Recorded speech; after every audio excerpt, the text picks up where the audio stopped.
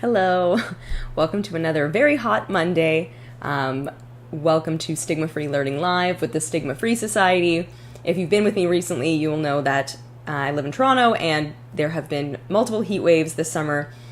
Once again, it is a very hot day, so I have a fan blowing on me. If there's some background noise, if you hear some white noise in the background, that's what that is. I apologize if it's annoying or inconvenient, but otherwise I will melt, so it is necessary.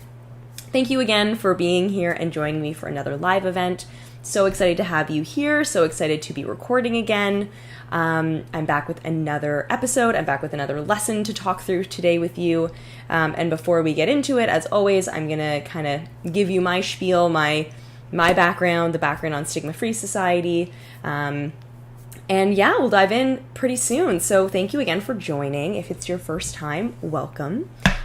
We really love having new viewership, so if it's your first time, let me know in the comments. I'd love to know and chat with you down there. If you're an educator and this is your break from school and you're joining me anyway, thanks so much. I really appreciate you being here, and good job on the being proactive for preparing for the next school year. I know that it can be really hard to do all that prep through the summer, but if you're here and you're with me, we're going to talk about some resources that you can use in your classrooms this coming school year. And I hope that you find this helpful. I hope you find it usable. If you would like to give me some feedback on this live event, my comment section is always open. I would love to hear from you about things that you would like to see differently, see more of, see less of, all of the above. So if you've got some ideas, if you want to work with me, if you want to make this live event better, let me know. I'm also very open to suggestions about resources that you'd like to see on the Student Mental Health Toolkit. These can be lesson plans, downloadable resources, anything under the sun. If you name it, we can provide it. So let me know what you'd like to see. If there's some content you would like to see from us, we're happy to build those resources for you, as you are the ones using them and you are the ones that we create resources for. So let me know, talk to me. And without further ado, I'm going to start with a little bit of background on the Stigma-Free Society and then myself. So the Stigma-Free Society is over a decade old Canadian registered charity, and the work that we do is to eliminate stigma of all kinds, but we focus primarily on the stigma that exists around mental health. All the work that we do is preventative in nature, so we like to provide educational resources for folks of all ages, but primarily youth, that they can use to learn a bit more about stigma, learn about mental health, and hopefully in doing this education, they will reduce stigma in the world around them and in their own lives as well. So that's the work that we do at Stigma-Free. The primary way that we do that is providing resources on the Student Mental Health Toolkit. So that is the area I pull from for this live event. And if you'd like to learn more about what's on that toolkit, you can go to studentmentalhealthtoolkit.com. Very easy to find, and you can explore. Membership is free, and if you join, you can follow along with the lesson plans that I use, and you can use our wide variety of resources. Also book a presentation if you would like to have someone come into your classroom, if you're an educator, and speak on mental health and stigma. We are going to be booking presentations for September, so if you'd like to book a presentation, it's all available on the Student Mental Health Toolkit. So who am I? What brings me here? My name, as I mentioned, is Samara Liberman. The gender pronouns that I use are she and her, and I am the programs manager at the Stigma-Free Society. I have a bachelor's degree in equity studies, I have a master's in teaching, and I have a professional development certification in early years mental health. I say that every time, and every time I'm like, did I say the things in the right order? So, I write the resources for the Student Mental Health Toolkit. I'm very passionate about the work that we do in educating young people about mental health and stigma. So thank you for being here with me today and for joining me on this journey of this live event. So if you would like to follow along on the lesson plan we're going to be unpacking today, it is called Understanding Self-Stigma, and it is for students in grade 5. So if you are a teacher in grade 5, this lesson is for you. Sometimes you'll notice that we do lessons per grade group. So we offer resources for grades 4 to 7 and 8 to 12. But sometimes we offer lesson plans that are specific to one grade. So for this one, like I said, it's for grade 5. It's not for grade 4 to 7. It's just for grade 5. So sometimes we do them a little more broadly. Sometimes we like to hone in on one group or one grade. So you can find this lesson under career education and health and physical education on the youth side of the Student Mental Health Toolkit. So if you're looking for this lesson plan, you'll find it in the grades 4 to 7 section, even though it's just for grade 5, and you'll find it under the curriculum areas of career education and health and physical education. So to dive in, this lesson talks about self-esteem. So self-esteem and mental health are deeply interconnected. When we have negative views of ourselves, we will inevitably have lower mental health. So if we see ourselves in a really negative light, it'll impact how we feel and it'll impact our emotions and maybe make us feel really negatively. Self-esteem is defined as how much you appreciate and like yourself regardless of circumstances. So you might think, I really have really great self-esteem when I'm doing something that I excel at.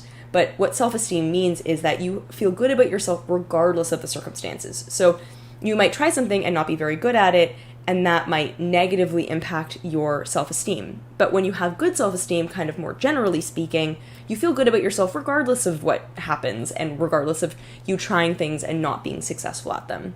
So what we're trying to hone in on in this lesson is kind of that more general view of self-esteem and wanting to make it that it's in all contexts all the time. So it's a hard thing to build up, but that's what we really want to focus on for this lesson. There's a lot of emphasis in recent years on the concept of self-love. Loving yourself is directly correlated to high self-esteem, and high self-esteem can greatly impact and improve your mental health and well-being. So through this lesson, your students will learn what self-esteem is and how self-esteem can impact our mental well-being. They will also do some goal setting and planning in order to support their self-esteem. So as I mentioned, the curriculum areas are career education and health and physical education. Career education, the curriculum looks at how students view themselves, their attributes, their skills, all of those things. And it also involves some goal setting and planning, which correlates really, really well with the active part of this lesson, as I mentioned. And the health and physical education curriculum connects to the promotion of positive mental health and is explored through this lesson. So improving our mental health through self-esteem. So the video for this lesson is very sweet, I think. It's short, but it's very sweet. It's seeing self-esteem through the lens of a child. So it's a kid talking about self-esteem and high self-esteem and low self-esteem, and it does a really great job of explaining these concepts through a very accessible lens. So as I mentioned, it's a child talking through these things, so it'll make sure it's really accessible for the students in your classroom. So the guiding questions you will ask after you watch the video with your students are, how do you feel when your self-esteem is high? How do you feel when your self-esteem is low? And what things can you do to improve your self-esteem? Or what things do you do to improve your self-esteem? So after you watch the video and ask the guiding questions, you are then prompted to share a more nuanced definition of self-esteem with your students.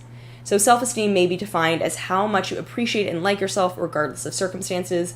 We've already talked about that piece. But then more specifically, your self-esteem is defined by many factors, including your self-confidence, a feeling of security, your identity, sense of belonging, feelings of competence. So all of these are connected to the idea of self-esteem and how we view ourselves and whether our self-esteem is high or low.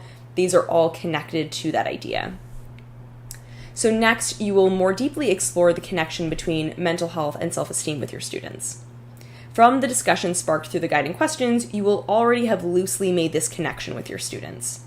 Gray on this concept a little bit more by explaining that how we see ourselves can contribute to our mental state in a very significant way. Feelings of low self-confidence, low self-worth, incompetence have a negative impact on our mental health. So all those things we talked about as part of the definition, when those are low, when we're feeling like low self-worth, low self-confidence, we're not feeling competent in what we're doing, it'll impact our self-esteem and impact our mental health. So ask your students to reflect on times when this has been true for them. Have your students take out a piece of paper and write down a time when they felt like they were bad at something or felt like they failed at something. Once they have written this down, have them reflect on how they felt surrounding this experience. If they feel comfortable sharing this with the class, then you can prompt them to do so by asking them to raise their hand and share. If this feels too personal for students, you can just have them make this a personal reflection. So it can either be something that you then share with the class, or they can just kind of do it individually and do that self-reflection piece on their own if it feels like it's maybe too much to kind of bring everybody's negative experiences to light in the class. So this reflection will allow them to better conceptualize self-esteem and how it makes them feel.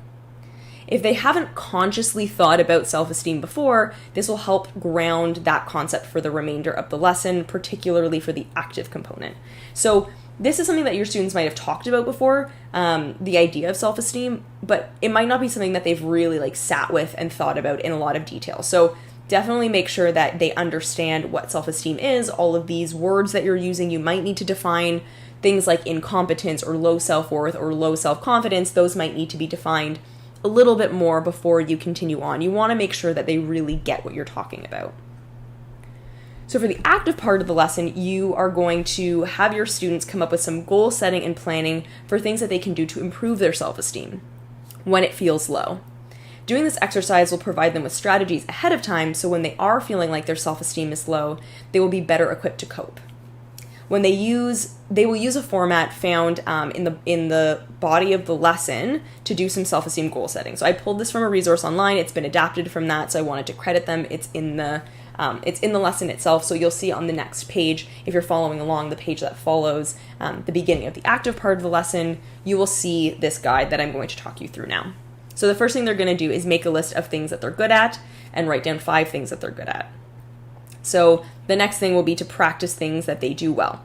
So how can they do these things more? What are things that they can do to do these things more regularly? Things that they're good at. Write down 5 ways you can do what you're good at more in your weekly routine. So then the next one is to turn I can't into I can. So find ways to shift and reframe your thinking. Write down 5 negative things that you can shift into positive things. For example, it's too hard for me can become I can give it a try. Try your best. You can feel really good about yourself when you give something a try. When you try hard, your self-esteem will grow. Write down 5 new things that you can try this month. And then spend time with people you love. Do things you enjoy with your parent, guardian, caregiver, or family. It helps when you feel like you belong, and that builds your self-esteem. So write down 5 activities you can do with your friends or family this month. A bonus if you can include the things you're good at or the new things that you want to try in this list. So pitch in. Doing nice things for people in our lives, parents, guardians, caregivers, can help us feel good about ourselves, and it can mean a lot to the other person in question. So write down 5 ways you can give back to your family or caregivers this month. So that's those are the prompts. They can write them down and give them some time to do this. You want this to be a really self-reflective activity and to really focus in on ways that they can use these tools to improve their self-esteem. So really hone in on the fact that we're doing this as a practice that we are now going to implement in our lives. So the writing it down is not enough. It's also practicing it. So explain to them that they're going to write these things down and then you want to see them practicing it in their everyday lives. So trying the new things, pitching in and giving some help, all of those things then can be implemented into their weekly and daily routines. So next, have them share their list. Sharing their list with their friends will help to boost their self-esteem as they will be reflecting on things that they excel at. In addition to that, sharing their ideas with their peers could help them think of new ideas that they hadn't thought of before that they can add to their list and goals. They can do this sharing in partners, small groups, depending on what you think works best for your students. So split them up into groups, have them talk about it as a whole class, have some partner work going on here, and just get them to share their list with each other. Like I said, I think it's a really great way for them to reflect on things that they're good at. They're going to share that with their peers as they're talking this through. And it also might make them think about, oh yeah, I didn't think about that way that I could pitch around the house, or I didn't think about that new thing that I can try that I've really wanted to for a while but kind of slipped my mind. So just get them kind of talking it through and thinking about it a little bit more. And then finally, for the lesson closure, reflect with your students on how mental health can be improved when we improve our self-esteem. Get them to think about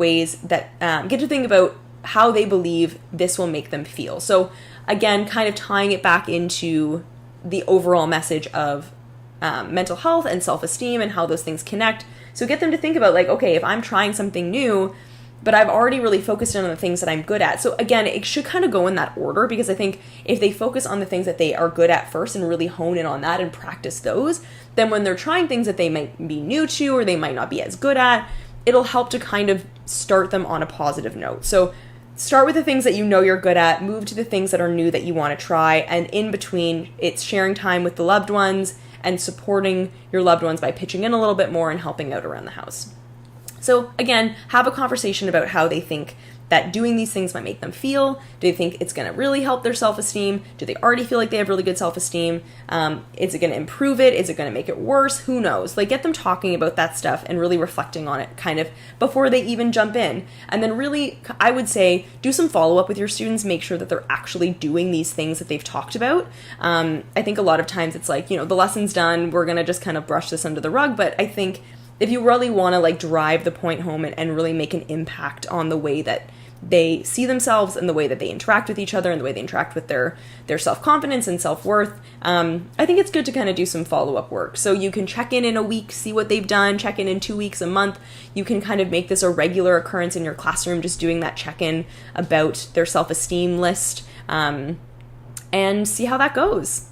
So that's it for the lesson. It's a bit of a shorter one today, but I really hope that you enjoyed it. I hope you will use this in your classrooms. I think we can all learn from this lesson and learn how to kind of do things to improve our self-esteem a little bit more consciously. I think it's something that we can kind of let just exist without us putting a lot of conscious effort into improving our self-worth and self-esteem. So I'm going to try this out. I hope you do too as an educator. Maybe it's something that you do with your students. You make your own list, and every time you do a check-in, you check in about your stuff as well. I think that'd be a really cool way to participate as well.